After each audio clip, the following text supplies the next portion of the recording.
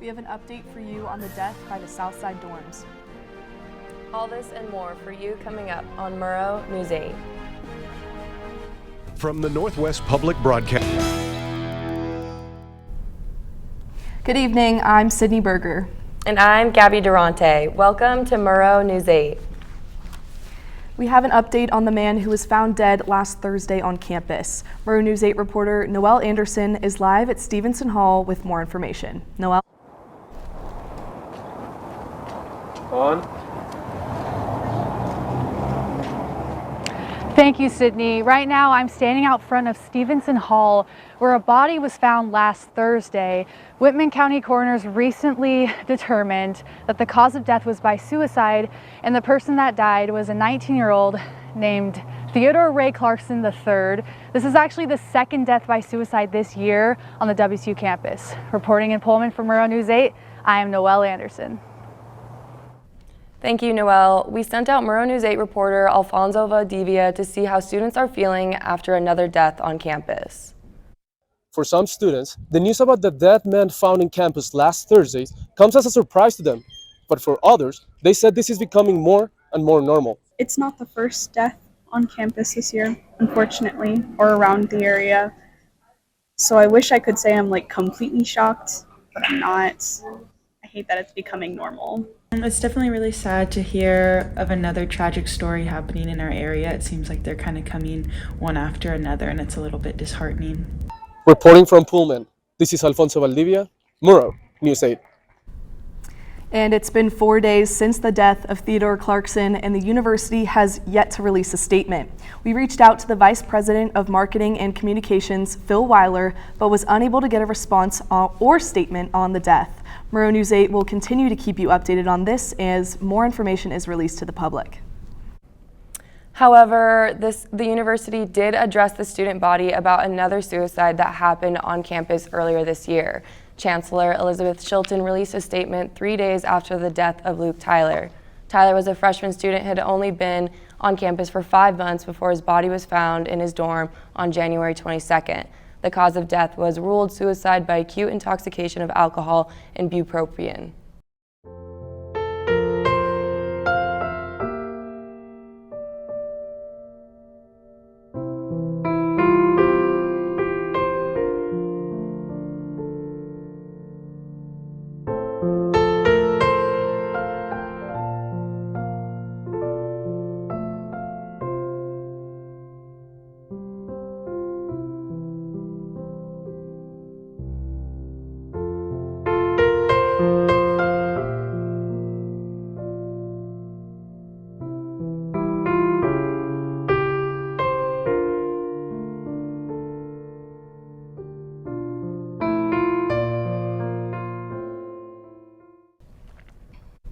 Mental health is affecting our campus and community, and a study published last Friday showed how students are experiencing mental health issues more than ever.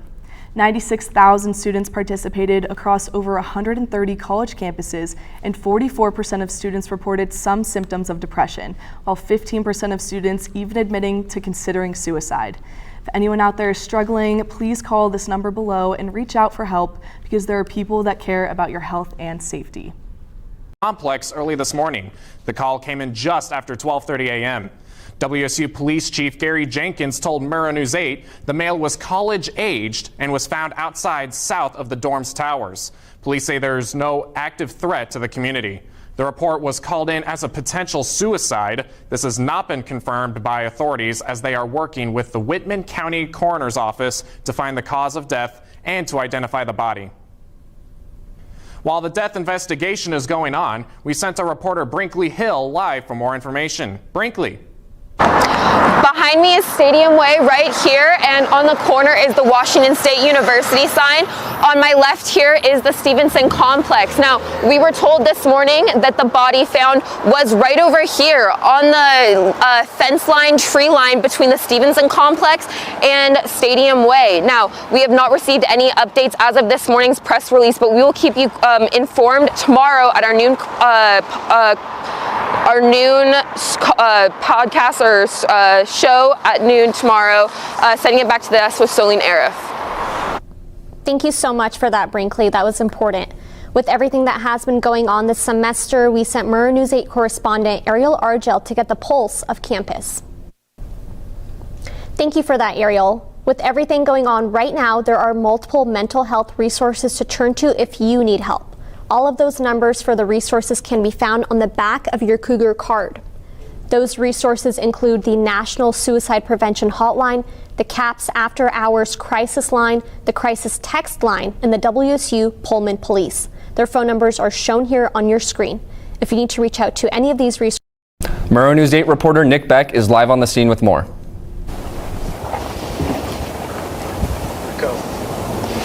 Thanks, guys. I'm here right now at the King Road house where the 4 University of Idaho students were murdered. As you can see, the windows and doors are boarded up right now, and that is because the university is planning to demolish this building.